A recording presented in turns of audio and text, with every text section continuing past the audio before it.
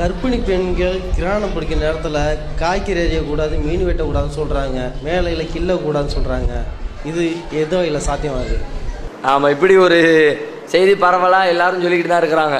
குழந்தை உண்டான பொம்பளைங்க கிரகணம் பிடிக்கிற நேரத்தில் மீன் நறுக்கக்கூடாது, வெளியில் வரக்கூடாது, வேறு இன்னும் இல்லாமல் நிறைய ஒவ்வொரு ஊருக்கு தகுந்த மாதிரியெல்லாம் நிறைய சொல்லி வச்சுருக்கிறாங்க.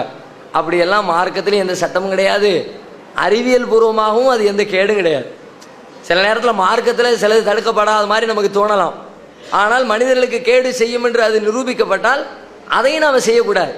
அந்த கோணத்தில் பார்த்தால் அறிவியல் பூர்வமாகவும் அது எந்த கேடும் தராது. அந்த வயிற்றுல இருக்க குழந்தைக்கும் பிரச்சனை கிடையாது, அதை சுமக்கக்கூடிய தாய்க்கும் பிரச்சனை கிடையாது. இது அவங்க இடையிடையே ஒவ்வொரு சமுதாயத்தில் இருக்கிற மூட நம்பிக்கைகளை காப்பி அடித்து நம்ம சமுதாயத்திலே உள்ளே வந்துருச்சு. எனவே இஸ்லாத்துக்கு சம்மந்தம் இல்லை, அது மாதிரியான சட்டத்திட்டங்கள் எதையும் ஃபாலோ பண்ண தேவையில்லை.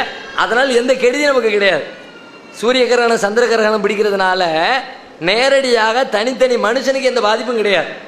என்ன, அதனால் அதனுடைய ஈர்ப்பு சக்தி குறைந்தால் பூமி சூரியன் சந்திரன் எல்லாமே ஒரு நேர்கோட்டில் வரும்போது தான் அந்த சூரிய கிரகணம் ஏற்படும். சூரிய கிரகணம் சந்திர கிரகணங்கிறது பூமி சூரியன் சந்திரன் அப்படி சுற்றிக்கிட்டே இருக்கிறது எல்லாம் ஒரே நேர்கோட்டில் வர்ற நேரத்தில் கிரகணம் ஏற்படுகிறது நம்ம சொல்கிறோம். இப்போ கூட ஒரு 2 நாளைக்கு முன்னாடி கூட கிரகணம் ஏற்பட்டுச்சுல, 2-3 நாளைக்கு முன்னாடி அது மாதிரி கிரகணம் ஏற்படுது. இது அந்த ஈர்ப்பு சக்தியில் ஏதாவது கோளாறு ஏற்பட்டால் ஒன்றோடு ஒன்று முட்டி மோதிக்கொள்வதற்கான வாய்ப்பு அதிகம். அப்படி அந்த முட்டி மோதிச்சுன்னா கர்ப்பிணி பெண்களுக்கு மட்டும் சேதம் ஏற்படாது, ஒட்டுமொத்த உலகத்துக்குமே சேதாரம் தான். கருவுற்ற பெண்ணாக இருந்தாலும் சேதாரம் தான், கருவே உண்டாகலன்னு ஆஸ்பத்திரியாக ஏறி அழிஞ்சிக்கிட்டு இருக்கிற பொம்பளையாக இருந்தாலும் அந்த பொம்பளைக்கு சேதாரம் தான்.